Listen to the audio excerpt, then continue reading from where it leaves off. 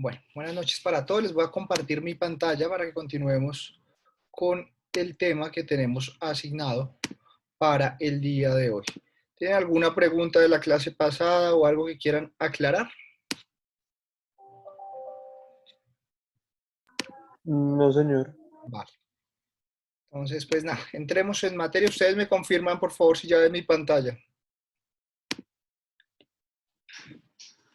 Sí, señor. Listo. De una, entonces empecemos. Para hoy quiero hablarles de un tema que es el acto administrativo y qué es el acto administrativo y qué significa dentro de todos los procesos jurídicos y demás que hemos venido hablando.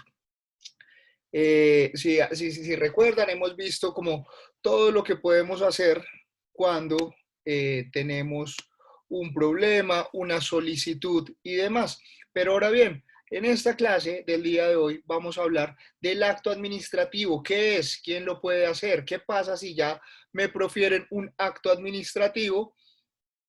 ¿Y qué medidas adicionales puedo tomar?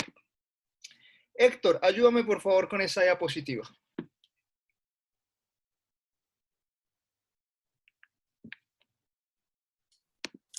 Sí, señor. Buenas noches.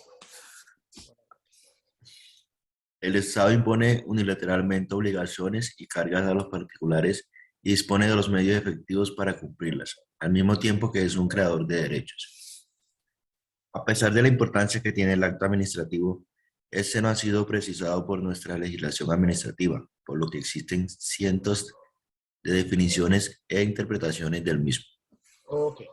Los actos administrativos son temas unilaterales. ¿Eso qué quiere decir? Que se profieren por una entidad, por un juez, por alguien encargado de una entidad. Generalmente, necesariamente, los actos administrativos son temas públicos. En entidades privadas también, digamos que han empezado a sacar como regulaciones de actos administrativos, pero realmente los actos administrativos solo pueden ser proferidos por entidades públicas.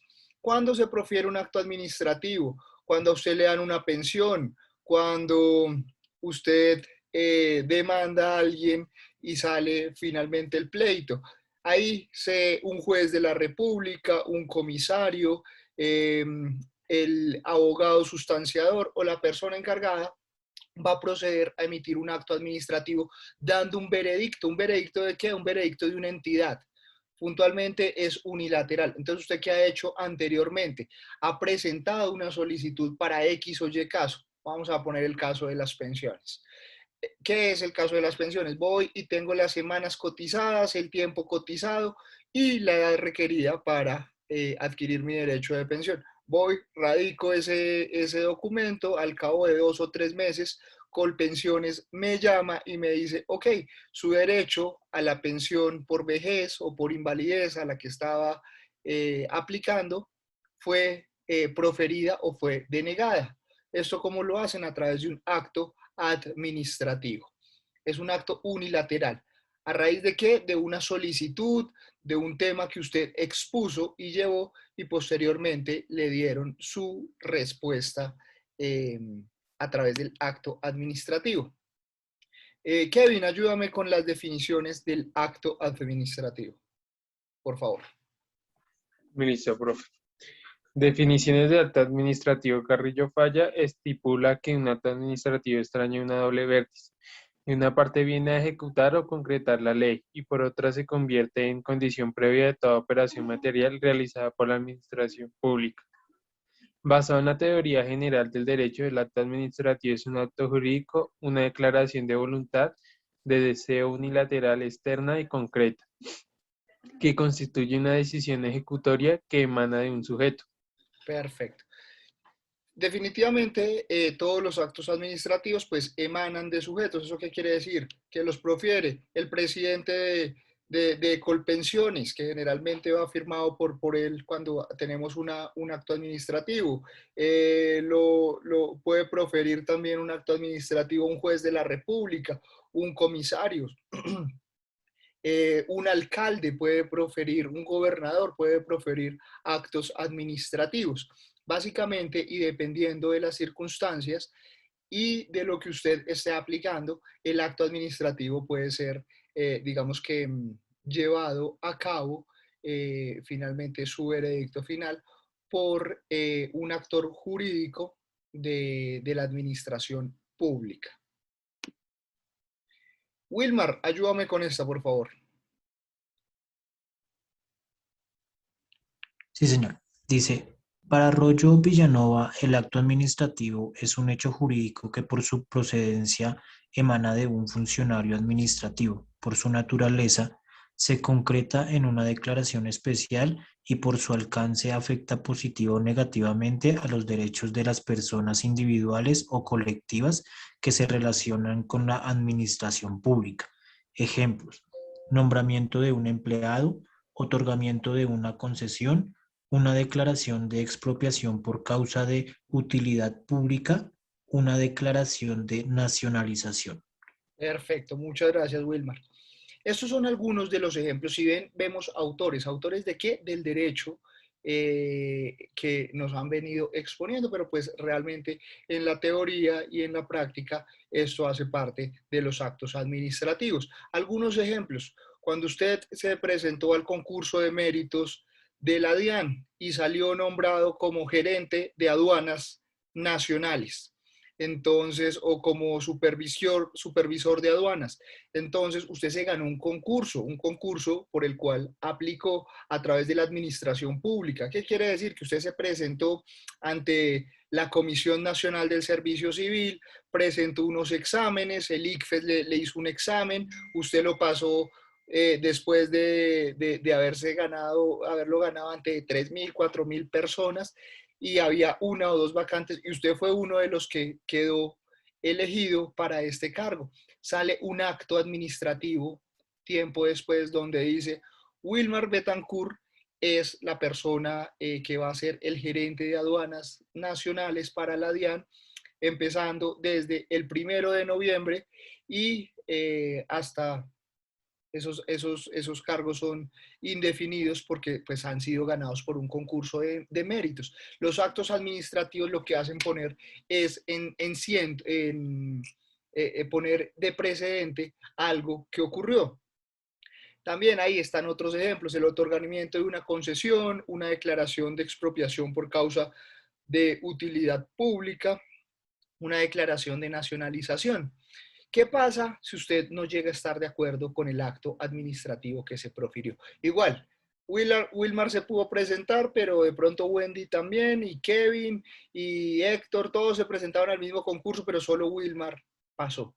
Y a todos nos llegó un acto administrativo. A nosotros nos llegaba diciéndonos que no, y a Wilmar le llegó diciéndole que se debía posesionar a partir del 1 de noviembre en su nuevo cargo.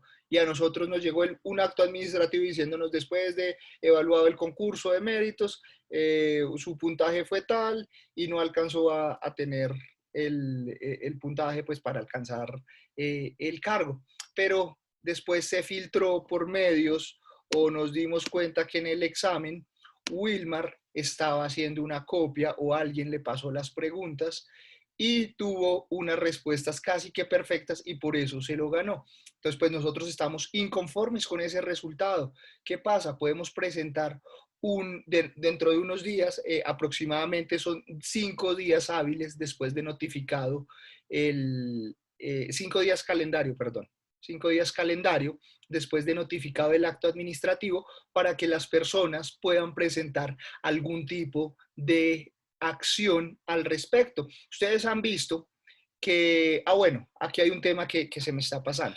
Muchas veces cuando son concursos de méritos, cuando es una cosa, digamos, de interés nacional, a nosotros, no a todos, nos va a llegar el acto administrativo diciéndonos personalmente: mire, Wendy no, Kevin no, Jimmy no, Héctor no. No. Esto se publica en un diario de circulación nacional donde dice: mire, las personas que pasaron el concurso de méritos fueron Pepe, Juan y Wilmar. El resto de personas no cumplieron con los requisitos exigidos por el Servicio Nacional del Estado Civil, y ahí están informando a todos. El acto administrativo muchas veces por sus características particulares, no necesariamente tiene que ser notificado de manera personal. Se puede también notificar a través una, de una figura que en el derecho está constituida como la publicidad. Y la publicidad, ¿cómo puede ser? En un periódico de circulación nacional, a través de una pauta en radio nacional o televisión nacional de impacto nacional. ¿Eso qué quiere decir? Que si usted no vio el periódico, pues eso sí ya no es problema del ente que está haciendo el proceso, sino que generalmente antes dicen en un periódico de circulación nacional, generalmente lo hacen en El Tiempo o en El Espectador, publican este tipo de información por una o dos veces o tres veces, dependiendo el impacto que el medio de comunicación tenga sobre los ciudadanos. En otras ocasiones, por ejemplo, cuando es un tema particular, como el tema de su pensión, cuando hay un tema de alimentos dentro de una conciliación con su pareja, con su mamá, con su papá, un tema de alimentos, con alguien que usted mantenga o alguien que le toque mantener y hay un tema de alimentos, también el acto administrativo, pues ahí no se va a publicar dentro de una gaceta pública para la gente. ¿Por qué? Porque al único interesado es usted y la otra persona que usted está demandando o que lo está demandando. Pues se le notifica a través de un acto administrativo, el comisario, el juez le dice, mire, después de haber revisado su caso, después de habernos entrevistado, se dictamina que aquí está su caso. Y esto es lo que usted tiene que empezar a cumplir. Una cuota de tanto o queda exonerado de cuota porque usted dijo que, pues que ya le había dado y a los que les corresponde darles a sus hermanos. En fin, cada caso en los actos administrativos son particulares, pero ojo que siempre los emite es una entidad pública, nunca un privado. Hay privados en algún tiempo que se inventaron que ellos hacían actos administrativos. Los privados legislan dentro de su gente y miran a ver qué hacen, pero los únicos que tienen posibilidades de proferir actos administrativos a nivel público son las entidades gubernamentales. Wendy, por favor, ayúdame con esta diapositiva. No son considerados actos administrativos. Los actos de gobierno o actos políticos que lleven como finalidad la dirección del mismo. Los actos legislativos y jurisdiccionales realizados por el Poder Ejecutivo. Actos de administradores sometidos al derecho privado. Los actos emanados por particulares ajenos a la administración pública, negocios jurídicos bilaterales como contratos administrativos y los actos jurídicos de los administradores. Perfecto. Estas son algunas excepciones de lo que no son actos administrativos, temas políticos, actos legislativos, temas de privados. Estas cosas no son actos administrativos. Los actos administrativos necesariamente son cosas que las profiere un servidor público encargado que por la ley se le encargan ciertas responsabilidades o se le encomiendan ciertos encargos necesarios y prácticos para su labor administrativa en la sociedad. Unilateralidad. Iván, por favor, ayúdame con eso. Sí, señor. Los actos administrativos son declaraciones unilaterales, a diferencia del contrato administrativo que es bilateral. Es decir, requieren dos o más voluntades. Así es. ¿Qué pasa con los actos administrativos? Los actos administrativos son decisiones unilaterales. Si bien es cierto, usted va ante un juez de la República con un caso determinado, finalmente el juez es el que estudia y el que decide qué pasa. Pero ¿qué es un tema unilateral? Unilateral. Yo, como juez de la República, yo, como presidente de Colpensiones, después de haber estudiado su caso, yo, como comisario de familia, después de haber escuchado las partes interesadas, a mí no me interesa lo que usted, Kevin, haya dicho, ni lo que usted, Wendy, haya dicho.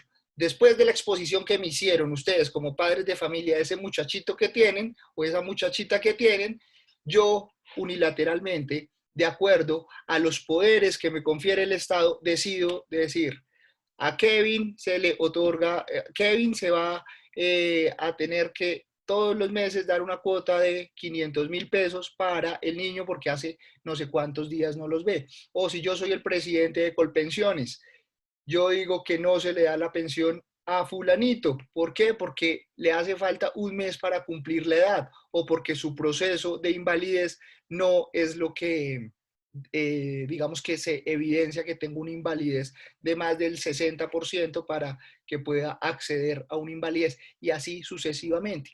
Si ven, ustedes pueden haber muchos actores implicados dentro de un caso, dentro de un conflicto, dentro de un problema, pero definitivamente la unilateralidad de los actos administrativos es propia de estos. ¿Por qué? Porque es una persona, una institución que finalmente es el que va a decidir qué pasa con eso que usted pidió que se le estudiara.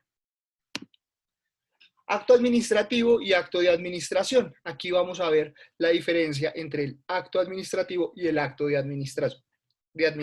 Perdón. David, por favor, ayúdanos con esto.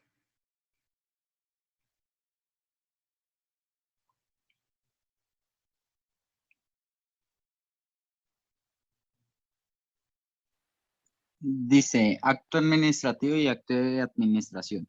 No todo acto que realice la administración pública llevar la etiqueta de acto administrativo. Como vimos anteriormente, hay excepciones. Es por esto que la doctrina hace una distinción entre actos administrativos y actos de administración. El acto de administración no produce ningún efecto jurídico con relación a terceros, por ello de que éste no sea considerado acto administrativo. Ok. Un acto de la administración, pues pueden ser muchos. Realmente los actos de administración todos los días, las administraciones públicas están llevando a cabo actos de administración. ¿Qué quiere decir eso? Nuevas estrategias, nuevas leyes, en fin, un montón de cosas, pero los actos administrativos son proferidos por una persona hacia, que le encargan unos poderes hacia un tema específico y los actos de administración, pues en realidad pueden ser muchos dentro de la administración pública y no tienen un poder de carácter de obligatoriedad inmediata a quien se le impone. Los actos de administración, sí. Cuando usted le dice no se le reconoció el trabajo porque usted no cumplió con los requisitos, punto, no cumplió con los requisitos, no puede ir mañana a posesionarse al cargo porque usted no cumple con los requisitos, o no se le otorga la pensión, o sí se le otorga la pensión. El acto administrativo definitivamente es de obligatoriedad. Hay temas para poder, digamos, pelear un acto administrativo cuando uno no está de acuerdo durante un periodo de tiempo determinado, pero no necesariamente este siempre puede salir pues a favor de las personas. Elementos del acto administrativo. Kevin Vaquero, por favor, ayúdame con estas. Buenas noches. Solamente la autoridad administrativa puede establecer o crear el acto administrativo en los límites de su competencia. El acto administrativo es un acto jurídico realizado por un sujeto, autoridad u órgano de la administración pública. Estar fundado en la ley y por autoridad competente, de lo contrario conduce a la arbitrariedad y al abuso. Ok, perfecto. Estos son algunos elementos a tener en cuenta dentro de los actos administrativos. Solamente una autoridad administrativa puede establecer o crear el acto administrativo y los de su competencia. Es decir, un alcalde no puede regular temas administrativos frente a casos de familia. ¿Por qué? Porque él no es el comisario de familia, así esté por encima de él. Dependiendo de lo que la ley le ordene y las potestades en las que esté, cada persona, cada servidor público, dependiendo de su rol, dependiendo de su mando, puede establecer actos administrativos respetando los límites de su competencia. Facultades. Kevin Camargo, ayúdame con esa, por favor. Facultades. Puede la autoridad administrativa encomendar la realización material del acto a un particular o a una empresa, los cuales simplemente se concretan a obrar en nombre del órgano administrativo sin que tenga relación con el acto administrativo original que debe estar debidamente fundado. Ok, muchas gracias, Kevin. Entonces, dentro de las facultades también que tiene el acto administrativo o las autoridades administrativas, pues precisamente es esto, encomendar la realización material del acto particular a una empresa. A las empresas también, pues finalmente las empresas están dirigidas por personas. Al presidente de la compañía, al representante legal, se le puede imponer un acto administrativo de obligatorio cumplimiento y decirle, el IDU, mire señor, le toca desalojar en menos de 3 meses las oficinas del World Trade Center. ¿Por qué? Porque por ahí va a pasar el nuevo Transmilenio. Y yo como director del IDU le puedo ordenar a las petroleras, a los clubes, a los hoteles que están en el World Trade Center que desalojen en el término de un mes. Les estoy comunicando que en el término de un mes les doy para que desalojen el edificio porque por ahí, justo ahí, va a quedar una estación del metro elevado de Bogotá o la estación de Transmilenio o lo que sea. Y pues como empresas, pues realmente este acto administrativo se le dirige pues al representante legal de cada compañía, que para los efectos tiene lo mismo que hacia un particular. Y así también con otros problemas, el que a ustedes se les ocurra. Puede ser el director del IDU, un juez, alguien de la fiscalía, en fin, puede ordenar un acto administrativo contra cualquier empresa o también persona, pues después de haber surtido un proceso. O si ven, por ejemplo, este ejemplo que les estoy poniendo de las empresas, es particular. ¿Por qué? Porque las empresas finalmente estaban trabajando y llegó un tema que les afectaba, pero ese tema que les afectaba no es porque ellos hayan puesto, mire, yo quiero que el Transmilenio elevado quede precisamente en el World Trade Center y me tumben el edificio para salir. Evidentemente ningún presidente de una compañía, ningún representante legal va a decir eso, sino que es un proceso que después de estudios, qué sé yo, topográficos y demás estudios de suelos, deciden que ahí por concentración de personas, por punto estratégico, ahí debe quedar una de las estaciones o la estación principal del norte del metro elevado. Entonces, pues, esto surtió un proceso por otras vías, pero definitivamente impacta a las personas que trabajan ahí. Entonces, los presidentes de esas petroleras, el representante legal del hotel, de todo lo que hay en el World Trade Center, pues se les va a enviar una cartica diciéndoles, mire, el acto administrativo dice que después de unos estudios de factibilidad y demás, este es el mejor punto para hacer el metro elevado de la ciudad de Bogotá, una estación. Por consiguiente, las obras empezarán en un mes que usted tiene para irse de ahí, buscar otra oficina y posteriormente se le hará un pago por las oficinas que tenía, si eran suyas y demás.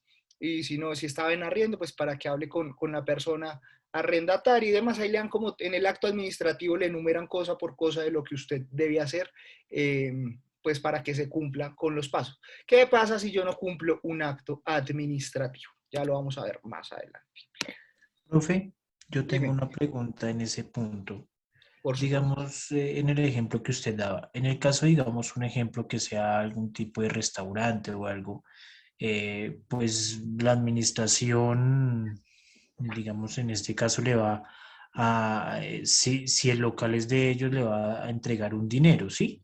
En el caso de esto. Pero ellos pueden realizar alguna contraoferta en el sentido, digamos, que ellos digan, no, mire, yo estando en este lugar, yo vendía tanto y si me paso a tal punto puede que venda menos porque pues ya el lugar no es tan concurrido o pueda que se bajen las ventas. ¿Ellos pueden hacer algún tipo de contraoferta o sí tienen que recibir en ese caso pues el dinero que se les está informando en su momento?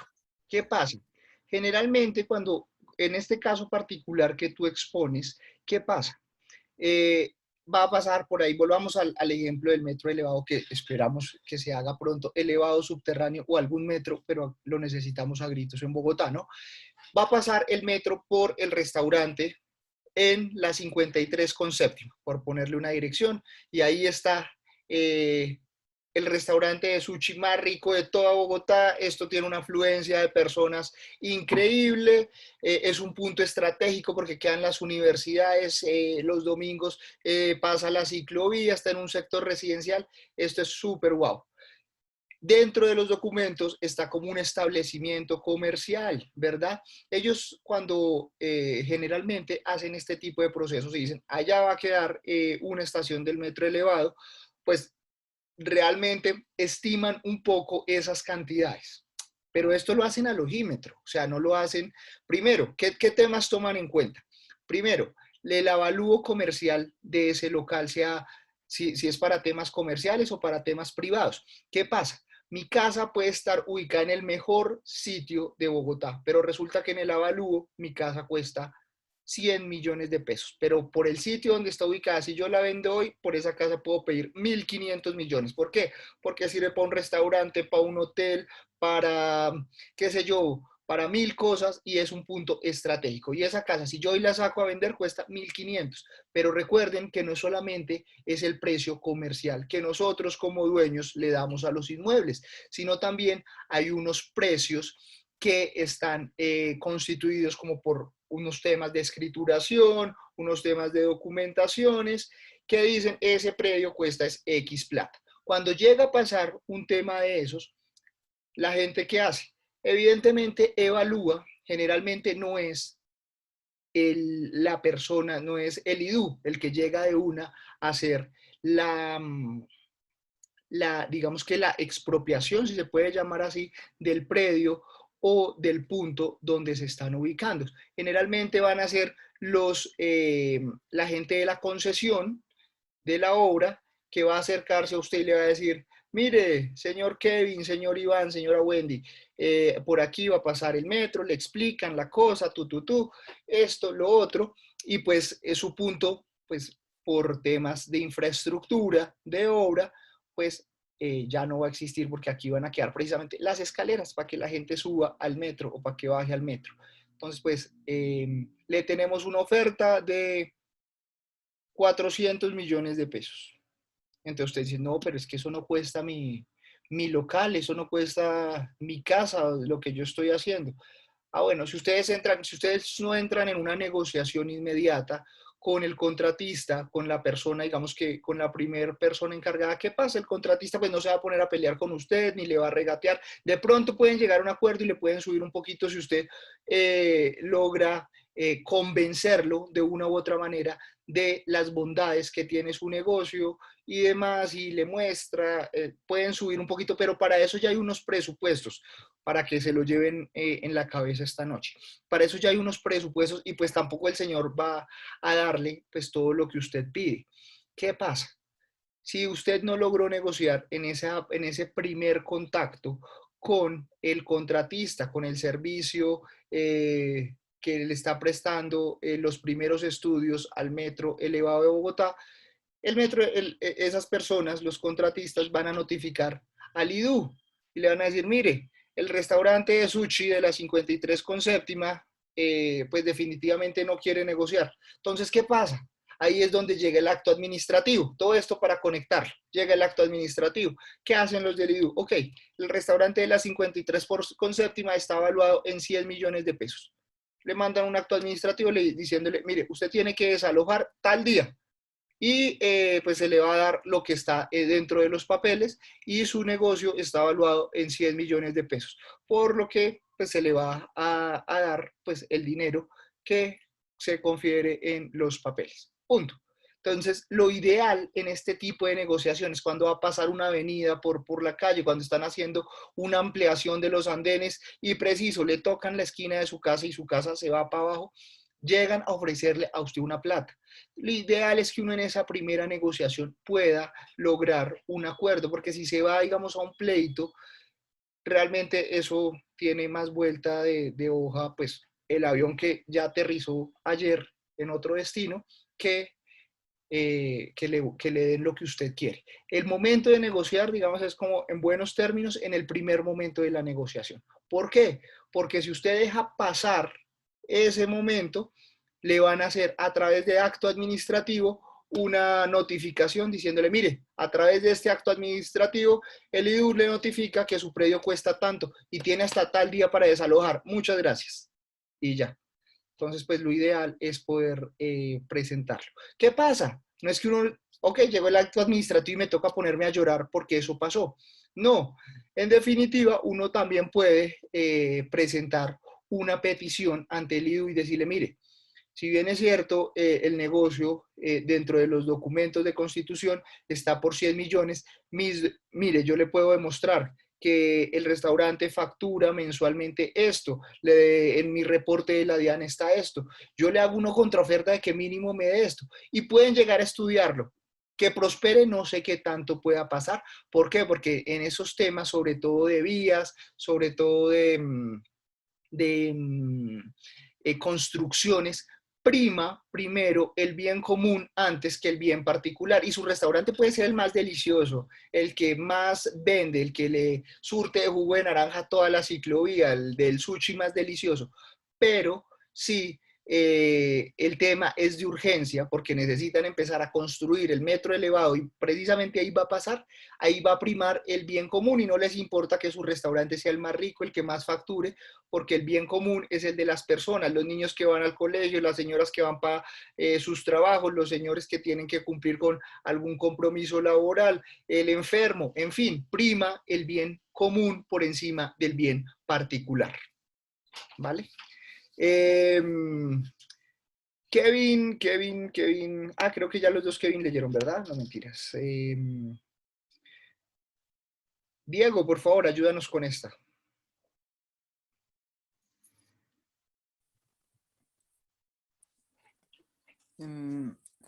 Acto administrativo.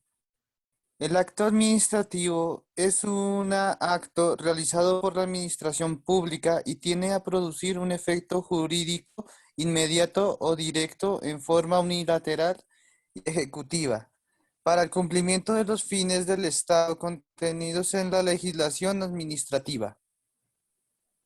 Muchas gracias, Diego. Extinción de los actos administrativos. Héctor, ¿nos ayudas por favor con esta? Sí, señor. Extinción de los actos administrativos.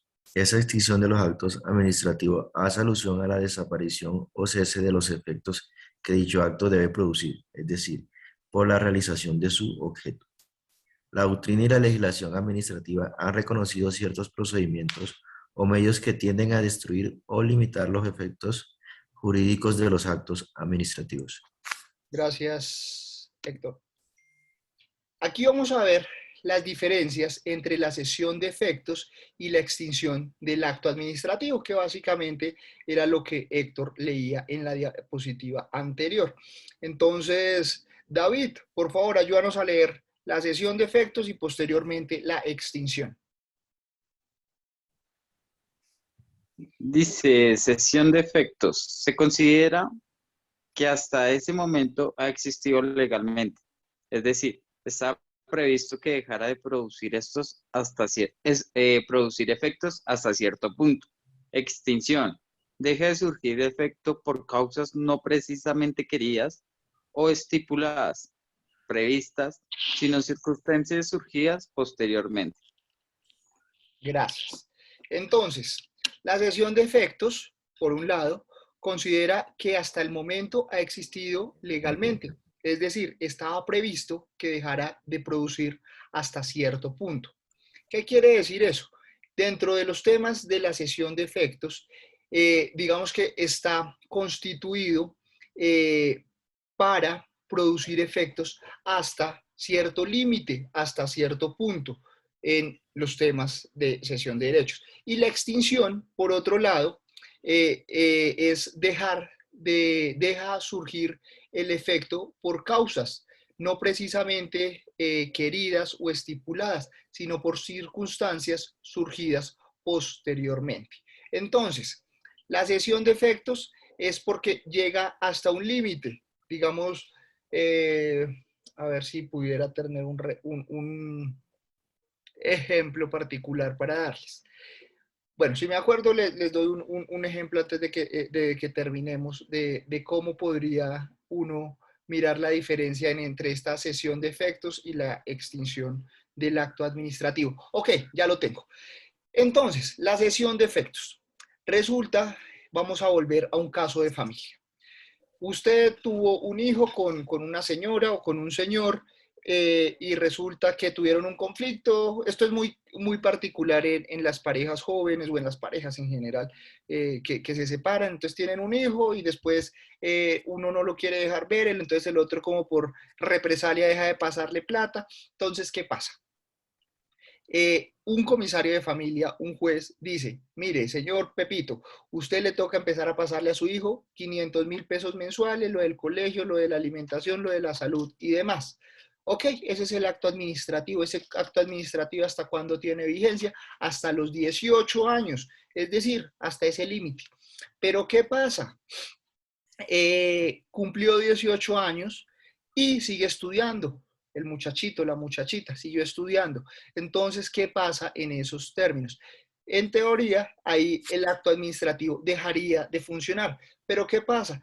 Tiene que haber un proceso circunstancial para que se pueda seguir trabajando. ¿Y es cuál? Que la persona vaya y diga, mire, yo, Pepito Pérez, pues recibía una mesada de mi papá, pero dejé de recibirla porque cumplí 18 años. Pero ante la ley, si yo estoy estudiando, tengo derechos a recibir esa mesada. Entonces, ¿qué pasa? Como ya el acto administrativo tuvo una extinción, ¿por qué? Porque inicialmente iba hasta los 18 años, debe haber una segunda audiencia, una segunda reunión. ¿Para qué? Para que extiendan, para que puedan prolongar los efectos de ese acto administrativo y que no se pare en cierta medida. Igual, por ejemplo, en un caso de que una persona fue diagnosticada con VIH, con cáncer, entonces, ¿qué pasa? Me dieron una pensión porque yo ya no puedo trabajar. ¿Cierto? Me dieron una pensión porque yo ya no puedo trabajar. Pero, por ejemplo, en estas enfermedades, esas pensiones van y vienen. ¿Por qué? Porque hace muchos años, si a usted le da una enfermedad de estas, como un VIH, un cáncer, el Seguro Social en ese momento le decía a usted, listo, usted tiene derecho y su pensión es vitalicia. A medida que han venido pasando los años, dijeron, no señor, las personas que tienen enfermedades terminales, hay ciertos puntos donde pueden trabajar. Evidentemente, cuando entran a lapsos de quimioterapia, de radioterapia, de temas de tratamientos con antibióticos en fases terminales, evidentemente ahí la pensión entra a suplirle pues los gastos, pero mientras las personas estén en óptimas condiciones, así cuenten con así tengan una enfermedad terminal, y si pueden trabajar, pues yo como aseguradora, yo como Colpensiones, como el Seguro Social, pues no le puedo responder porque usted está en las capacidades de trabajar. En efecto, tiene una enfermedad, pero puede ir a trabajar. Entonces, ¿qué pasa? El acto administrativo, digamos que se prolonga. Entonces hay una cesión de efectos y una extinción. ¿Cuándo se extingue? Cuando usted deja de pasar las incapacidades que su médico le dice, mire, ustedes tienen que ir a una radioterapia, tienen que ir a una quimioterapia y definitivamente no puede trabajar. ¿Por qué? Porque se va a sentir débil, va a estar vomitando todo el día, mejor dicho, no va a poder despertarse porque va a estar como un zombie, en fin, todas esas cosas que pasan en una enfermedad de estas. Entonces, en esos puntos, en esos momentos, ahí el acto administrativo empieza a hacer efectos. Pero ¿qué pasa cuando de pronto usted ya pasó el ciclo de radioterapia, de quimioterapia, de manejo con antibiótico, en fin, de lo que usted tenga en particular en un caso? Eso por ponerlo con estas dos enfermedades, aunque eso puede ser, digamos que trabajado en cualquier caso que se presente. ¿Qué pasa cuando usted ya está bien? El acto administrativo se retira. Digamos que no es que se retire y le notifiquen a usted, sino que por obvias razones, digamos que las entidades dicen, ok, ya dejó de pasarme, dentro del acto administrativo decía que debía pasar la incapacidad y el concepto médico de manera mensual o bimensual, o trimestral, o semestral, o lo que le hayan dicho en el acto administrativo. Si usted ya dejó de pasarle porque no tiene el soporte y demás, pues ¿qué pasa? El acto administrativo tiene una extinción y dice, pues ya no va más. Usted ya dejó la quimioterapia, dejó la radioterapia, entonces se extingue hasta ahí. Pero puede haber un tema de cesión de efectos, cuando usted vuelve a recaer en la enfermedad y tiene que volver a su incapacidad y evidentemente pues va a necesitar una platica y pues si usted tiene el derecho adquirido de esa pensión, pues vuelve a una cesión de efectos. Es como para que tengan en cuenta esos dos tópicos. Iván, ayúdanos por favor con esta. Sí, señor. Causa de extinción cuando se elimina de la vida jurídica por la administración pública, por determinación judicial, por circunstancias legales no considerables o advertidas en el momento en el que se la expidió, y por razones posteriores de oportunidad, mérito o conveniencia. Ok, estas son algunas causas de la extinción del acto administrativo. Por vía jurídica, ¿qué pasa? Lo que nos acaba de leer Iván. Entonces, básicamente, cada una de estas jurídicamente llega una notificación o no tiene que llegarle notificación, sino que necesariamente el acto administrativo pues se elimina por esta vía jurídica. Muchachos, ¿hasta aquí tienen alguna pregunta, duda, comentario o sugerencia? Listo, si no tienen alguna, quiero escuchar un par de casos que hayan tenido en el tema de actos administrativos, o si nunca han tenido, pues no importa, pero si alguien tiene algún proceso o demás que le hayan emitido un acto administrativo, pues que nos comparta su historia en estos minutos que quedan.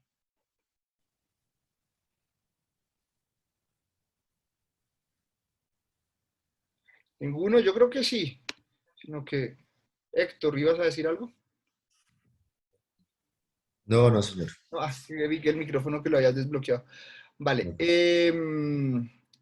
Entonces, pues seguramente todos en algún momento a nosotros o algún familiar nos han dado un acto administrativo, en lo que sea, en lo que sea. Cuando fuimos a reclamar algún tema, todos tienen que ver con temas necesariamente alineados con la vida, con el sector público. Kevin, tienes la mano levantada. Pues el que yo conozco un caso, pero de un tío. Sí, cuéntanos. Él tuvo una hija hace mucho tiempo y mi tío siempre le mandó plata a la niña. Era de como un acuerdo, nunca fue por juez ni nada de eso, pero pues él siempre le mandaba el dinero y nunca guardaba comprobante ni nada de eso, y un día la señora se le dio por demandarlo porque nunca le había pasado dinero. Y pues él sin comprobante ni nada, pues entonces le dictaminaron una cifra siempre bien alta que tiene que pasarle mensualmente. Y aparte de eso, tiene que pagarle, bueno, están en ese proceso de que tiene que pagarle la carrera que la muchacha quiera. Entonces está un poco complejo por ese sitio, por ese lado. Es lo que conozco. Bien. Bueno, por ejemplo, en este tipo de casos, muchachos, el tema, pues primero para la vida uno siempre tiene que guardar evidencias de todo lo que hace, porque si bien es cierto, pues está el tema de la buena fe, pero muchas veces la buena fe no prima por encima de los efectos de otros temas. Por ejemplo, el tema de la vida, el tema de la salud, el tema de la buena fe no cuenta por encima de eso. Entonces siempre tenemos que tener en cuenta, guardar evidencias, que no nos pase lo que le pasó al tío de Kevin, que muy responsablemente respondía, pero que no guardó una evidencia, una certificación bancaria y demás, y después se puede prestar para este tipo de cosas. ¿Qué pasa? Entonces, van ante un juez, ante un comisario y les dice, mire, usted como no pasó, pues usted me está diciendo que sí pasó, pero la señora me dice que no pasó, ¿qué hacemos ahí?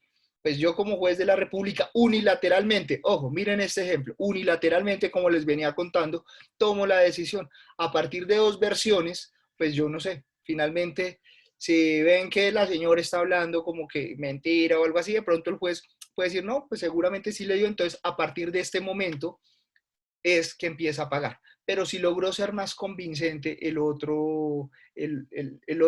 otra postura, pues yo digo, mire, usted tiene que retribuir todo lo que no pagó durante estos años. Generalmente en esos casos, pues benefician es a los niños y a las mujeres o pues al cuidador del menor de edad.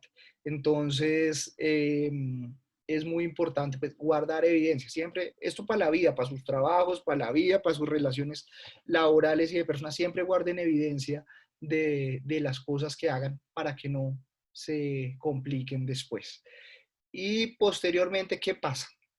Yo accedí o me dijeron que tenía que dar, o sea, en ese momento yo me ganaba 10 millones de pesos. ¿Eso qué quiere decir? Que me tocaba como un 40% de mi salario, como unos 4 millones y punta para el muchachito, para la muchachita, su vida, su colegio, sus cosas. ¿Qué pasa?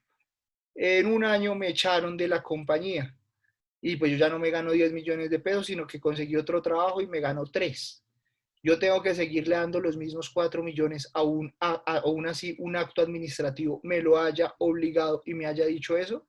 No, yo tengo que ir nuevamente al juzgado, a la comisaría o al sitio donde profirieron ese acto administrativo y decir, mire, hace 1 o 2 años a mí me profirieron este acto administrativo. Yo en ese momento estaba trabajando en Ecopetrol y tenía un cargo profesional alto y me ganaba 10, 15 millones de pesos y por eso en ese momento me obligaron a pagar una cuota de 4 o 5 millones de pesos. Me echaron por un recorte de personal por pandemia y ahora estoy trabajando en fulanitos, qué sé yo, vamos a poner un nombre de una empresa. Y aquí me pagan 2. ¿Qué hacemos? Pues a usted no lo van a obligar a sacar plata de donde no tiene. Entonces lo que hacen es hacer un nuevo acuerdo y actualizan ese acto administrativo para que esté conforme a las situaciones de ese momento. Iván, tienes la mano levantada. Sí, señor, en un caso pues cercano a un familiar, yo vivo por la zona de Engativá, Pueblo, que es donde va a pasar la avenida Mutis. Sí.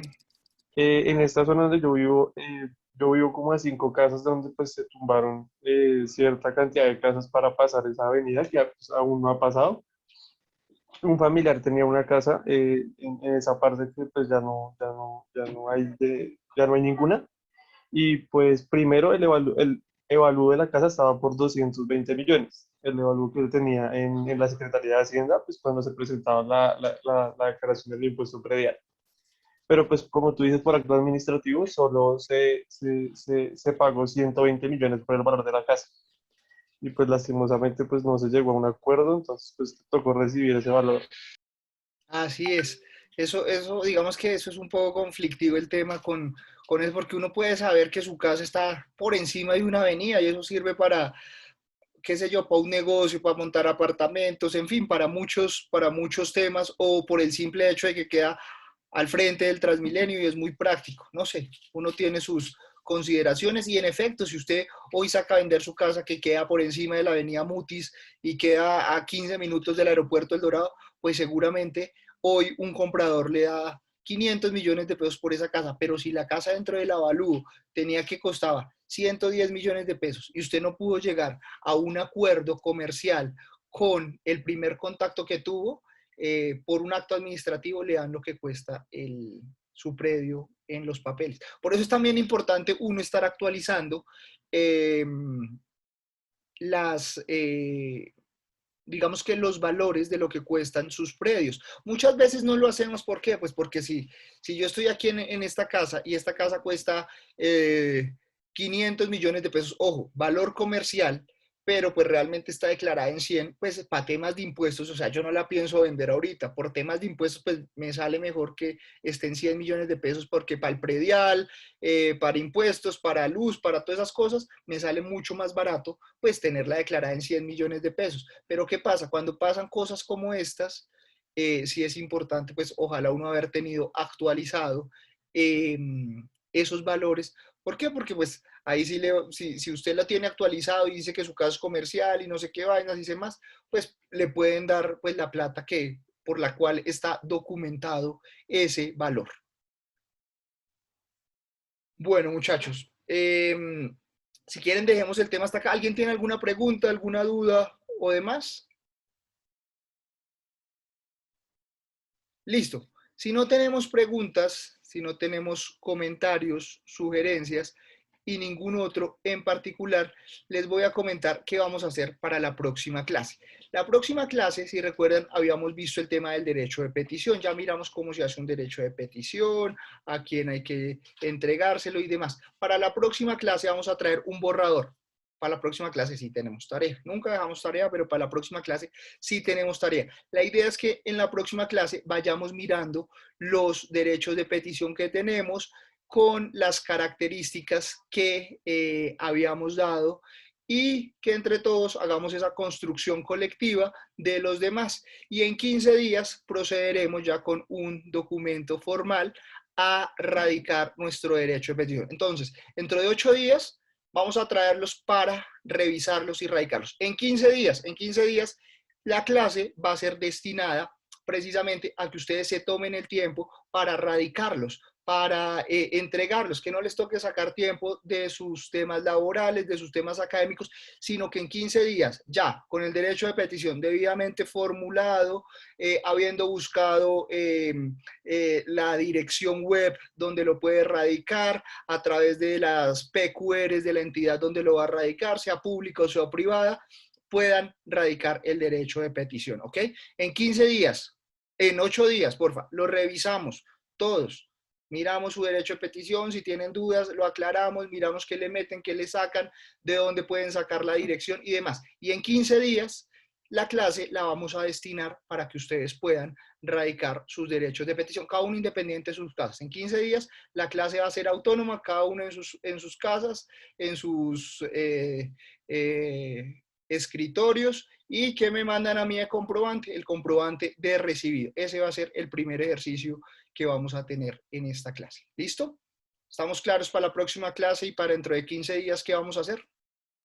Profe, que para dentro de 8 días traemos el borrador, compartimos pantalla y se lo mostramos a su merced para que nos diga qué corregimos y qué está bien. Nos lo ¿cierto? mostramos a todos, no solamente Bueno, a mí, sí, sino a en todos general, para que podamos listo. socializar. En Listo. general en la clase, ¿cierto? Sí, Y así es. dentro de 15 días enviamos ya el derecho de petición ya corregido y ya listo para enviar, ¿cierto? Sí, exactamente, muy sencillo. En Listo, 15 profe. días, digamos que no hay clase así viéndonos ustedes conmigo, ni yo con ustedes, sino solamente van ese día a dedicarlo para radicarlo, y cuando lo radiquen, un correíto me dicen, mire, aquí está el derecho de petición radicado. Listo, perfecto, vamos a esperar los 15, 20 días y vamos a mirar qué surge de eso. ¿Listo, muchachos? Sencillo, fácil. Listo, profe. Listo, muchachos. Entonces, si no tenemos más dudas, nos vemos en 8 días con nuestros derechos de petición, como hemos venido trabajándolos. Listo, profe. Buenas Chao. noches. Bueno, Listo, profe, muchas profe, gracias. gracias. Feliz Buenas noche a noches. todos. Descansen. Buenas noches. Chao, profe, gracias.